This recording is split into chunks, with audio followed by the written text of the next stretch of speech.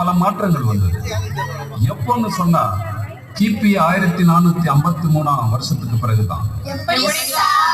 எப்படின்னா அட்டாமன் Turks Constantinople, அதாவது துருக்கி நாட்டோட தலைநகர், இன்றைய இஸ்தாம்புல்ல கேப்சர் பண்ணி தன்னோட கட்டுப்பாட்டுல கொண்டு வந்தான். Do you understand? Yes, sir. என்னடா புரியுதா? புரியுது சார். பிறகு என்ன நடந்தது sir?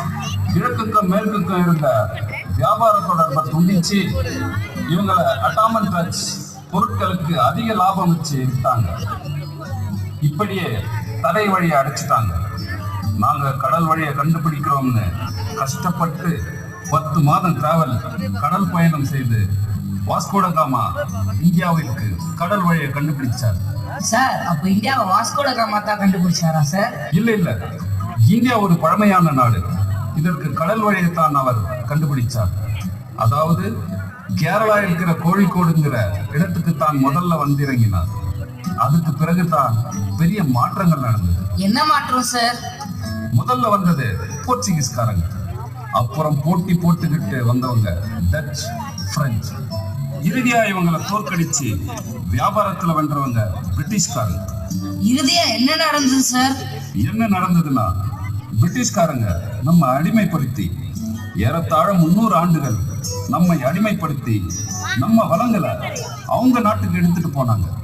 Sir sir, excuse me sir. யாரு? நான் தான் வினித் சார். லேட்டா? ஏன் லேட்டு? ஆட்டோ லேட் ஆயிடுச்சு சார்.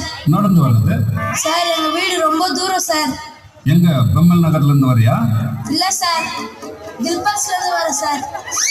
இங்க இருந்து எட்டி பார்த்தா தெரியும். இங்க இருக்கிற கில்பர்ட்ஸுக்கு ஆட்டோவில் அடுத்த மாசம் கட்டேறேன் சார். இந்த கதையை தான் போன மாசமும் சொன்னேன். அடுத்த மாசமும் இதே தான் சார் சொல்லுவேன். ஏன்டா? எங்க மம்மி எப்போ கேட்டாலும் இதே சொல்லுன்னு தான் சார் சொல்லிக்கிறாங்க. சார் சார் சொல்லு சார், ஃபீஸ் கன்செஷன் கேட்டாங்க சார். ஆமாண்டா, பர்த்டேக்கு காஸ்ட்லி ட்ரெஸ் போடுவேன், கேக் வெட்டி கொண்டாடுவேன், பிரியாணி செஞ்சு சாப்பிட்றீங்க. ஃபீஸ் கட்டுறதுக்கு உங்களுக்கு மனசு வராது. டேய், எல்லாருக்கும் சொல்கிறேன் கேட்டுக்கோங்க. ஸ்கூலுக்கு, அதாவது நோட் புக்குக்கு, ஃபீஸுக்கு செலவு செய்கிறதெல்லாம் செலவு கிடையாது. அதெல்லாம் முதலீடு. It's an investment.